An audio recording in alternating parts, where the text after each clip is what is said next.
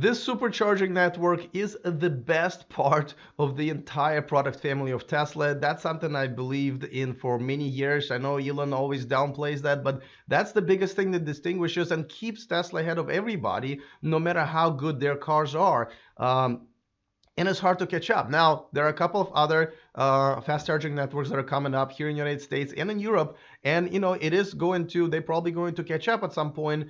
But my bigger question is, will we really need those, any of them, in the next few years? And I'll tell you why I'm wondering that, and I'll tell you what I think the right answer is. All of this is coming up next. Taking over the world, electrifying the world, electric. Welcome to E4 Electric, your number one source of unbiased electric car news. If this is your first time here, go ahead and click on that subscribe button down there so you don't miss anything moving forward. All right, you guys know that my praise for superchargers, despite what Elon says, has been, always very high. I myself still don't think it's good enough for people accept this as a solution for long distance travel or generally charging, fast charging for cars, because it's still much slower than gassing your car. 45 minutes versus 3 minutes. So that's a problem, but it is still a solution that that's okay with many people. Now, there is another network here in the United States called Electrify America that's coming up.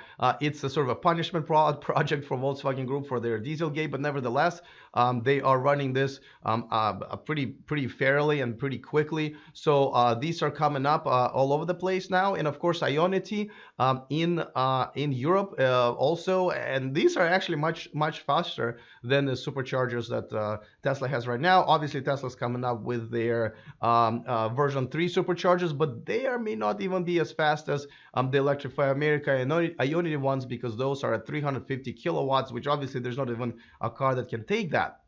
So now I visited one of these here in California, the very first one, and I have a report file, but I also taped another video there just wondering if these locations are even going to be necessary. Before I show you that segment, of course, I just want to remind you that this show and this channel is sponsored by Evanex, the aftermarket accessories for Tesla. Go ahead and grab the discount code that they've graciously gave to this community so you can save a few bucks while shopping there. Okay, so let me give you a few thoughts from my visit to Electrify America fast charging network here in California, and tell you why this may not be the final solution, and why the superchargers and fast charging networks may just die out in another 5 to 10 years because there will be no need for them. Here's my report. I'm here in Livermore, California, at one of the first Electrify America charging locations, and it's pretty cool to see.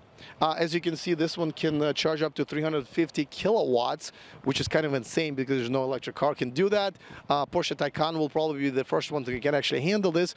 But the fact that this technology is here is kind of exciting because, I don't know if this is something that we're going to end up settling with, because in the future, obviously, most people will charge at home. If not all, people will charge at home, and these locations are only going to be needed for those who want to travel long distance. Well, then the question is, how many miles can you really travel in one day? If our batteries, our electric car batteries, at some point will be able to support 600 or 700 mile range, will we really ever need charging locations for people to charge on the go in between their destinations? This could be a thing in the past, maybe 5 or 10 years down the road. Right now, we're just kind of trying to figure it out as a community. Now, as you know, if you watch my channel for a while now, I'm not that excited about, the Tesla Superchargers that I kind of have to use when I go long distance, because, 45 minutes to recharge your car for another 200, 250 miles of realistic range is just too long for my taste. Even if I go on a 5-hour trip from San Francisco Bay Area or Sacramento to Los Angeles, which is a pretty common drive, adding this 2 to 3 hours to my drive, well, an hour and a half to 2 hours sometimes, it's a little too much for my taste. And normally I would arrive in Los Angeles at 1 o'clock, 2 o'clock in the morning, which is doable. But when it gets to 4 o'clock in the morning, that's, that can ruin my entire trip, to be honest with you. So, and I think a lot of people also feel that way as well. Now, what if the speeds will really get to something like 350 kilowatts, and we start making batteries, and maybe in the future, not just lithium ion, but solid state batteries that can charge in about 5 to even 10 minutes, at least about 80% of the charge. Well, that's probably going to solve most of definitely my problems, but I think most people's problems. As you know, the another solution is a battery swap. This is something that Tesla tried and did a big hoopla about, and then decided just quietly to kill that program. As a matter of fact, Model 3 right now and Model Y probably moving forward won't even have this capability like Model S has. But NIO, a Chinese company who is making cars, electric cars right now in China, but also just premiered at the New York Stock Exchange, so they're a public company here in the United States.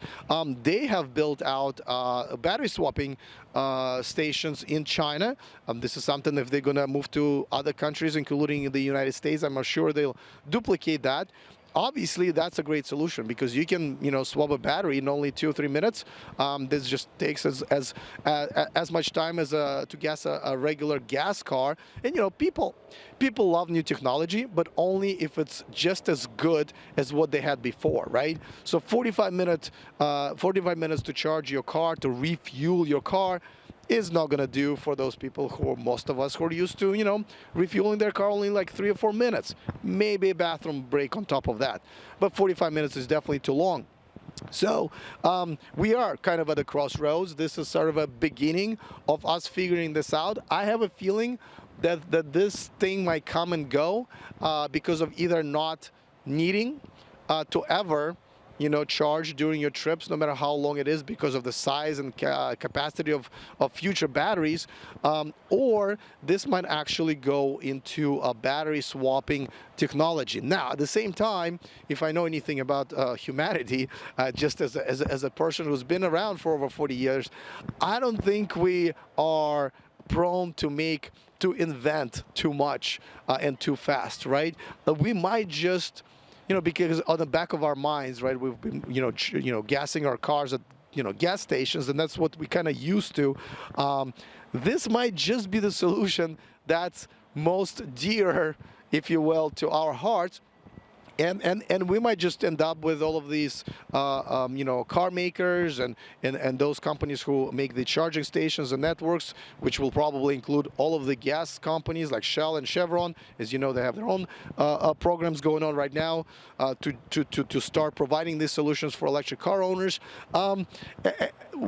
We might just stick around and stay with this concept of this fueling stations for us to get our fuel at when we're traveling long distance. However, I think this is only going to be a long distance travel solution, and pretty much the infrastructure of the world will move to, hey, you charge your car at home and you get that electricity from the sun, and that's, I think, where we're moving towards. And so as much as I'm excited about this, I'm more excited to see if we can actually break out of this sort of mentality and be able to invent something that's even better than what we have right now. Now, let me just mention one more thing.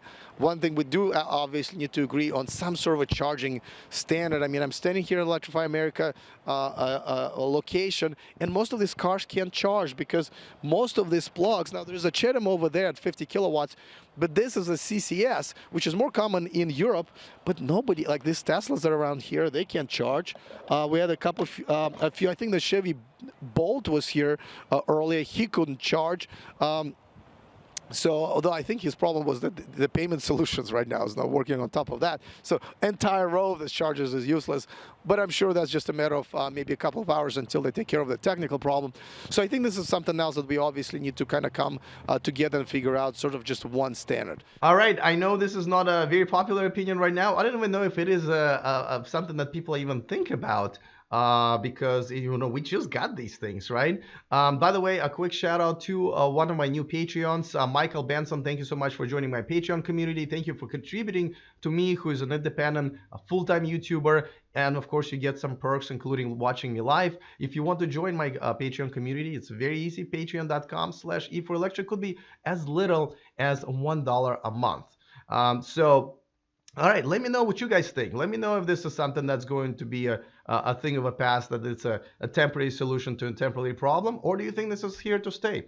Looking forward to that. Other than that, see you guys next time, and remember to stay charged.